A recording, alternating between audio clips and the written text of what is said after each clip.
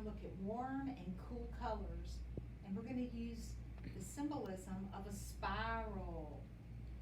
So here's a few spirals in watercolor, which we're going to use. And the spiral represents the journey and the change of life as it unfolds. And in art, warm and cool colors are like nature. Like our warm colors are like the sun, really bright sunflowers. And our cool colors are like the ocean, all the way into the purples that we see sometimes. The ocean can change from greens to kind of a purpley color to blue. And then the sunsets and the sunrises are more of the warm colors.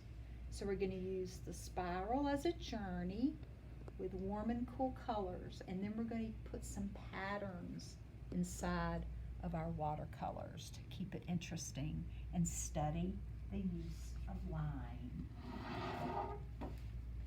So I'm going to start with a white piece of paper and my watercolors. And I started with my blues first. And all you have to do is make a little circle, kind of like a caterpillar. And we're going to paint as much blue as we can. Let's say 4. 4 is a good number.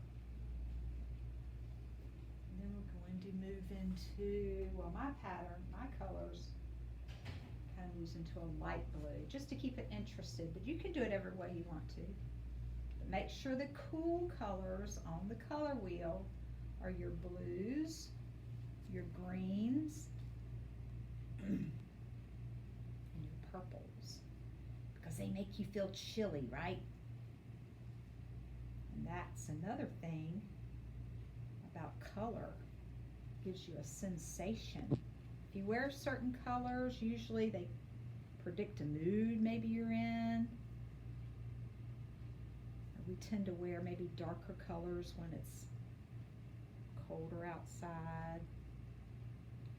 Not all of you, some of you girls wear bright colors all year. And then I'm going to move into some purple.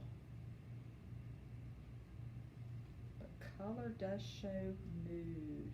So that's another journey through life, right? As it unfolds, or through your day, you have different moods. And then we're going to move into warm colors. I'm going to go right into yellow, goldish. You can see that. And the spiral starts to go inward, right?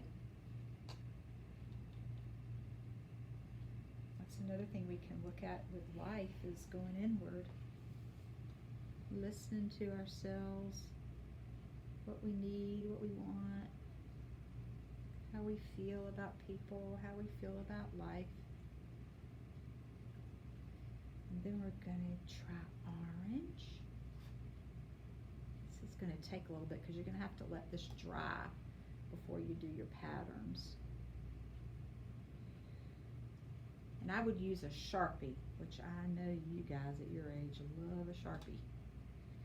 I like Sharpies too. This orange has a lot of water on it.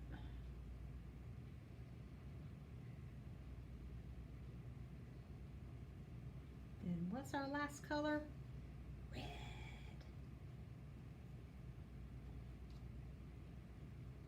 Let's use our reds.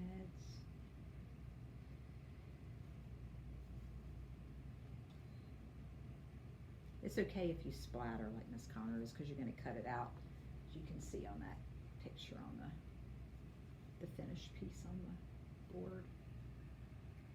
So you're going to have to let this dry, okay? And you know watercolor doesn't take that long. So let your spiral dry. And then you're going to take your Sharpie, and I'm going to use this picker right here. And after you let this dry, you're going to cut it out. See how Miss Connor cut it out in a spiral? And then after it dried, the next day, I used it the next day, I just used all kind of patterns, like in each circle. Like here's some zigzags.